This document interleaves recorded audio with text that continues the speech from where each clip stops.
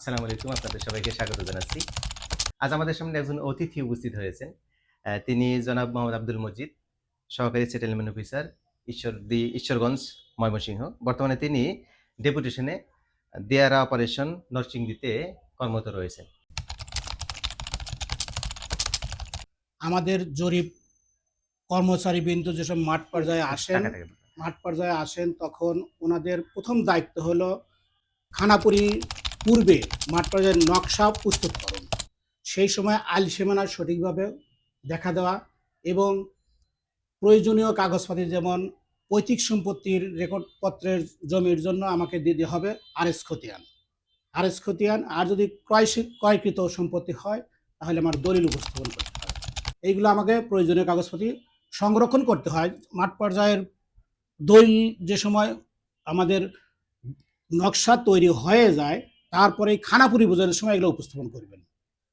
দ্বিতীয়, খানাপুরি বোঝানোর যে সময় আমাদের সার্ভেয়ার, সর্দার আমিন, বদর আমিন ওনারা থাকবেন, সেই সময় ওনাদের এগুলো উপস্থাপন করে সঠিকভাবে খতিয়ান, যেমন বিডিএস খতিয়ান আপনি বুঝে নেবেন।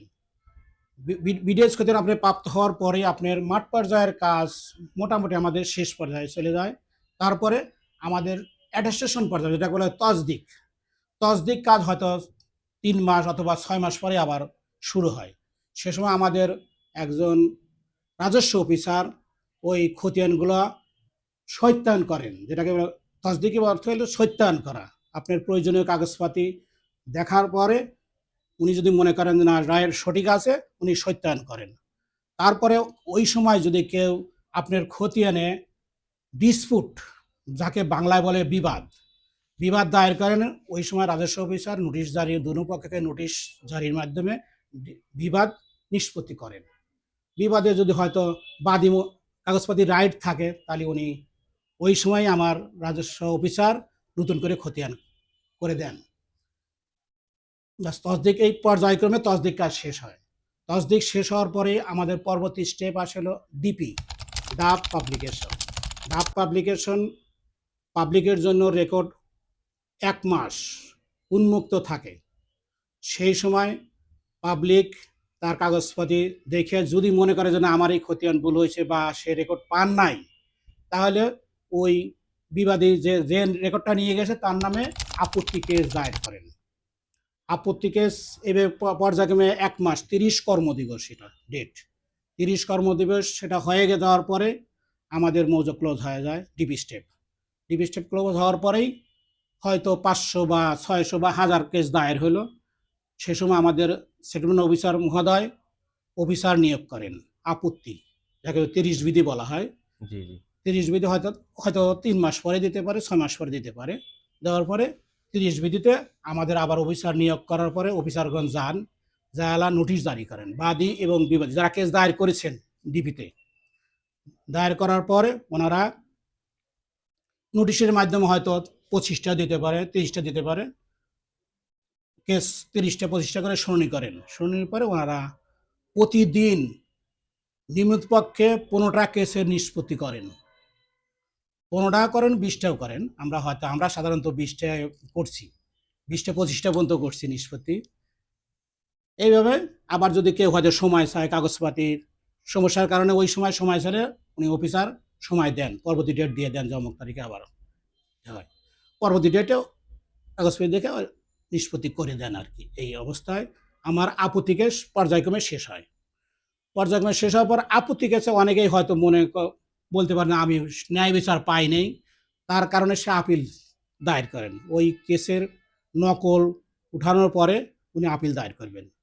যেদিনকে কেস শুনানি হবে ওই দিন থেকে 30 কর্মদিবসের মধ্যে আপিল কেস দায়ের করতে হবে। 30 কর্মদিবসের পরে যদি আপিল কেস দায়ের না করেন, কেস তামাদি হয়ে যায়। তামাদি একটা জরিমানা দিয়ে পরে আবার কেস দায়ের করতে পারেন। এইভাবে 1-1.5 মাস বা যতদিন কেসটা হয়, অনেক 6 মাসও এক সময় ওই মৌজার আপত্তিকে শুনানি করে, যদি কেস সংখ্যা বেশি থাকে। এবার পর্যায়ক্রমে আপত্তি শেষ হওয়ার পর আপিলও হয়ে যায়। আপিল হওয়ার পরে আপিল স্টেজ যেসব কর্তৃপক্ষ জানতে পারে যে আমার হয়তো 500 বা 200 কেস আপিল দায়ের হয়েছে, পরবর্তীতে হয়তো 2-3 মাস পরে আবার আপিল অফিসার নিয়োগ করেন, সেটেলমেন্ট অফিসার নিয়োগ করে আপিল স্টেজ ওইভাবেই নোটিশ জারির মাধ্যমে বাদী বিভাগকে দিয়ে নোটিশ দেওয়ার পরে কেস শুনানি করেন। শুনানি করার পরেই কাগজপত্র মোতাবেক যে পায় তাকে খতিয়ান কিন্তু রায়ের মাধ্যমে খতিয়ান করে দেওয়া হয়। বাস আমার আপিল স্টেজ শেষ হয়ে যাওয়ার পরে আর আমার স্টেজ থাকে জাজ স্তর। জাজ জাজ উক্ত মৌজা যে সাধারণত আপিল শুনানি করে ওই ব্যক্তি সাধারণত জাজ করেন। জাজ হয়তো 2 মাস 3 মাস বা যতদিন লাগে জাজ শেষ হওয়ার পরে আমাদের জরিপের কাজ শেষ। সেসব উক্ত রেকর্ডপত্র আমাদের প্রিন্টের জন্য কর্তৃপক্ষের কাছে পাঠানো হয়, যে ফাইনাল প্রিন্ট। ফাইনাল প্রিন্ট যে সময় আমার পাওয়া যায় সেটা আমাদের অফিস পাওয়ার পরে উনি কী করেন, আবার অফিসার একটা নিয়োগ দেন। কী করবে, আমাকে ফাইনাল প্রকাশনা যেটা করে চূড়ান্ত প্রকাশনা যেটা বলা হয়, বাস ওই সময় ওই খতিয়ান প্রায় 10 কপি আমরা পাই। 10 কপি আমরা এসিলেন স্যারের 1 কপি, তহসিলে আমাদের ইউনিয়ন পরিষদে তহসিল এটা এখানে 1 কপি, তারপর ডিসি স্যারের 1 কপি, আমাদের কোর্ট মানে সিভিল আদালত, হ্যাঁ ওখানে 1 কপি, আর আমাদের কাছে 1 কপি। আমরা 5 কপি আমরা সরবরাহ করি, আর 5 কপি আমাদের কাছে একটা কপি থাকে, আর বাকিগুলো আমরা পাবলিকে হস্তান্তর করি। হস্তান্তর করার বিক্রি প্রতিটা খতিয়ান 100 টাকা বিক্রি হয় ফাইনাল। 100 টাকা সরকারি রেট, 100 টাকা, আর একটা নকশা প্রতি শীট 500 টাকা করে বিক্রি হয়। কিন্তু মাঠ পর্যায়ে বিক্রি হওয়া শেষ ফাইনাল ওটাও কিন্তু 30 কর্মদিবস, প্রকাশনাও 30 কর্মদিবস।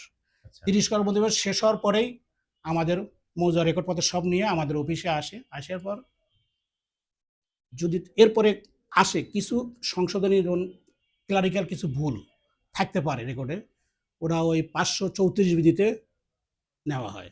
534 বিধির কেস নিয়ে ওরা সমাধান করা হয়। তারপরে এটাও যেরকম স্টেজ শেষ, সে সময় আমাদের আর কোনো কাজ থাকে না, শুধু আমরা বইগুলো 3 মাসের ভিতরে আমরা ওই মৌজা গেজেটের জন্য আমরা মন্ত্রণালয়ে লিখি। গেজেট আসার পরেই আমরা মৌজা বাইন্ডিং করে বই আকারে ডিসি স্যার বরাবর হস্তান্তর করি। হস্তান্তর করে আমাদের কাছে সব রকম রেকর্ড ডিসি স্যার বরাবর চলে যায়। আমাদের কাছে আর কোনো কাজ থাকে না, পুরো কাজ শেষ, তার মানে রেকর্ড শেষ।